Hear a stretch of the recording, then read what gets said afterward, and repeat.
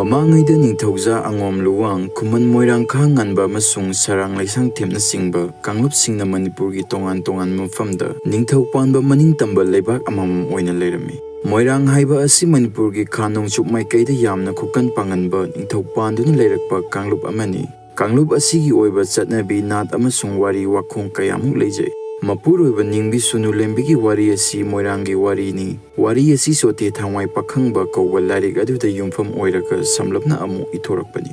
Wari asigi nungi wakhal Hindugi Savitri Saityabangi wariga yamna manai. Adubu masida Manipurgi oiba top-topa warigi masak amadi yauri. Wari asida sunulembina mapuroibabu ningjaba mapuroibagidamakta siba kidaba angakpa thongna lingjenna sorarengi mabungning khudum chanba ngamduna siruraba mapuroibabu amuk hingathanduna moirang leibakta Leima ningthau oiduna nungaina pankibagi saktam amakhak utliba warini.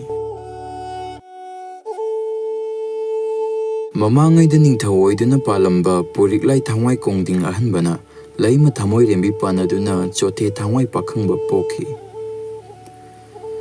Thamoirembigi ahanba angang puknungda leiringaida kaiki mahakna lai kana ningjabadagi chingu sorarengi thauzana mamaithangda machanupa ama fangjaki. Chingu sorarena angang asibu masamakni haina khanduna chothe thangwai pakhangba haina mingthonki. Angang asina mapung marai faraklaga mayum makai padringaida korong nungdonda karu haina sorarena yathang pirami. Chothe thangwai pakhangmana pakhang mapung faraklaba matamda nongma sa thanba chathukpada masak matok changkholabi sunulembi urure. Sunulembigi senglok saktam urubada mahaki talo oirage haina ningkhre. Mahaki maru mapangsing adudasu sunulembibu mahaki talo oinaba khara hainabiyu haijarami. Makoina chattuna ningoloibi mangonda haijarure adubu chothe thangwai pakhangbadi moirangi ningthau machani mahaka mating apa chanade haiduna yaraktre. Chothe thangwai pakhangbana moirangi pakhangsing nektuna haihanbadasu yaraktrabada sunulembigi nungsina tinajaba matasing amuk nekle. Mata khamnunglon sana ponjengbina chingba chattuna haijarure. Matam madudasu mahakna nungsiba wahaina fongdoklakli. He nungsirabi itasing nakhoina haiba yade haiduna aibu waraubiganuko palem panthongna itik ipachade haiduna karigi moirangi chothe thangwai pakhangbada yumpangi haina yaruribano haiduna aibu chaigani. Aidi palem panthau yamna kijai aduna ai itawoina haribasingdo yaba ngamjaroi. Khamnunglon sana ponjengbina paw adu tamduna tarabada moirangi ningthau masado ningba kaire. Mahakna sunulembigi mama atombi nektuna amuk haihalle.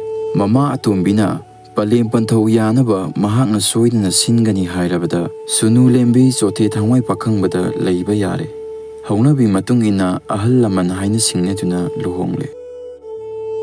Makhoi anina yumban minaba tha ama hek fabaga nongma ahingda chothe thangwai pakhangbagi manglanda laningthau soraren phaurakle. Laningthauna hairami. Chothe thangwai pakhangbo nahakna palem namagi pibunglungda leiringaida haikibadu kaurabra. Nahakna mapung marai fana sauraga yum pandringaida korok nongaru haikiba natra. Karigi korok thakta karaktana leiribano. Ngasidagi numit mangani hek suba matamda soidana korok thakta karau. Ahing mikap thokpada ningthaugi macha ibungo adu mamittagi mapitana kaple. Luhongba chahi fadribi mahaki nupi amati ahal lamana chingba kainaragani khanbada yamna ware. Mangi wa tabada mahaki nupi mama mapana chingba kapnataba amata yaudre. Laigi yathangni ngaktaba yade korau thakta kanaba thorang tore. Luribadi mapuroiba ningbi sunulembisu mapuroibagi matung induna korau thakta kagani haina leple. Anina punna korok thakta kamina kibado moirangi mi mayamna kapna yengduna lehowe. Taibangi asi sangkhariba laningthau sorarengi manakta kanagumba ama hektana yauba ngamba nate. Korong nongdol asisu marol kayani makhoi anina nongdolgi marol ama kakhalakpada irai kallaba ichao ma thengnarami. Singu sorarengi manaisingna thong sarami laigi manaising aduna hairi. Chothe thangwai pakhangba nahakti laningthau sorarena korok thakta karu hai aduga nahaki taloidi nahakaloina duna lakpa yaroi. Sunulembina hairami. Chingu sorarengi manai oiribe bungosing ipuroibaga ayaka karigi kainahanbigi haribano. Ekhoi anidi thawai hakchang matani. Masi tabada sorarengi manaising aduna matai manao animak korau thakta kahalakhi. Khara kakhalaba matungda irai kallaba isingi pak ama amuk leiramle. Maya thauraba thangna thong sarami, thongi pambaisu thangna oirame. Chothe thangwai pakhangbadi thong adu irai laina lanthoklei. Mahaki masanaudi korau thakta gagatpa yaroi haina thingle. Sunulembina thamoi sokna haijarami. Ahibu korau thakta karagano hairibra. Ipuru oibaga kainagadaba oirabadi. Nupi oibi aidi. Isingi ipa asida irang aduna sijarage. Chothe thangwai pakhangbana mahaki taloigi khudang paiduna chingbire. Thong adu lanthokminare nongdongi marol amamuk yobada lin ngaktana lam ngaktuna leiba thengnarami. Lin singna matai manao ani ubada amuk harami. Chothe thangwai pakhangba nangdi laintok sorarengi manakta thuna yang salo. Leima SUNULEMBI nahakti ningthaugi manakta yobu yaroi. SUNULEMBIna chatkadaba lambida linsingna phaina thachinduna leire. Mahakna mapuroiba yengduna mathwai sokna kaple mapi ira sinthaduna mapuroibada hairami. Nana inubi ayakti tangjalina thatuna lekhibana lanthokpasu ngamdre. Pungna phablamda moirangda itopta hanbasu ngamlaroi. Lina chiktuna thawai ase manglabasu manglagi. Laibakta thambanani.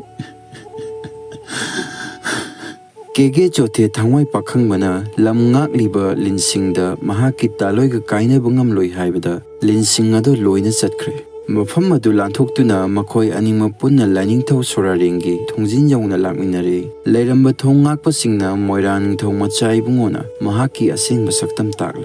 Mahakna korau nonggarakpagi maramsu takle pau asi manai thongsangba hangatlubada chingu sorarensu tare. Laining thongna takpikhi Aigi leibak asidadi malem taibungpanda tawbagum matai manau yumban minaduna leiba yade. Chothe thangwai pakhangbadi aigi nakta koksilo. Mahaki taloidi mafam asida lakpa yaroi malemda mohalanko. Chothe thangwai pakhangbadi chingu sorarengi yathang matung inna thawaiga hakchang kainare.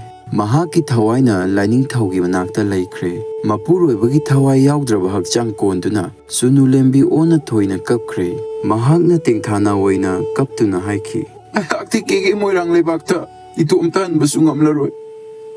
Nahakna asi lebakta chatpada ayaksu yaujirage. Sorarendi uda khangdaba leitabadina mapuroiba kainarabi nupi aduna kaplibado ure. Mahakna pambai ama tawduna SUNULEMBI pu kege moirang lebakta halanki haina ningle. Akibagi masak oiraba ok laba thajinduna yengle. Ok labana ngauna faina sangsinduna akiba mitam utpadasu SUNULEMBI akiba pokide. Mathangda laining thongna asukpu umangda leiba sahing saba panba kai thasile. Panba kaina SUNULEMBI gi angakpa thongna lingjen ubada karimata tawwa ngamdana asungba narakta changkre. Manai thongakpasingna chingu sorarenda angakpaga loinana tamlure. Laining thongna irei kallaba ising ichaw amamuk nanghanduna yengle. Madudasu karimata kanadrabada narak mongsong singyen pumnamak chakhanba ngamba maina khongna launa chakhanduna yengle. Maina maikai sinna chaklaklabasu mapuroiba ningbi nupi asidi akiba tujungba poktana lengdana adumak laikre. Aroibada sorarena taibang mi hingna chaba ngamba makok lin manba khonglakpada huigi makhon manba sathiraba kakyen kauba uchek ama tharakle. Tamthiraba uchek aduna SUNULEMBI gi mamangmaktada paisinduna chenaba thorang tawrakle. SUNULEMBI na thongna fana hairami. Taibung mi bu chaba ngamba he uchek. Lao nahak na ibu susaru lao. SUNULEMBI gi angakpa thongna lingjen ubada tamthiraba kakyen fawba makon tamna hankre. Taibang miyoibagi thawai lawba ngamba amasung punsi nungsana hinghanba ngamba lainingthau sorareni. Mahakna SUNULEMBI gi thawai lawba ngammi adubu mahakna adu pamde. Maramdi nupi asigi sigadaba matam watli. Lainingthauна SUNULEMBI gi mapuroiba ningba mapuroibagi thawai kannaba honabada siba kidaba angakpa thongna lingjel ubada pele. Mahakna thawaiga hakchangga khainaraba chothe thangwai pakhangba amuk hinkathalle. Lainingthauna thaujanbiraduna hairai. Chothe thangwai pakhangba nahaki taloina chada thaktana nangbu ngairi. Mahakka loinana keki moirang leibakta amuk hanminakro. Kegi moirang lebaki ningthau oina panjaruro. Chothe Thangwai Pakhangba Mahaki Taloi Sunulembiga Loinana Korau Nongdon Taktagi Kegi Moirang Lebakta Amuk Halagle Makoi Anina Amuk Halaglaga Moirangi Ningtau Oiduna Panki Mahagna Ningtau Oiraba Matamdadi Moirang Ningtau Tingri Nachowa Hairaga Toine Hena Kangnaki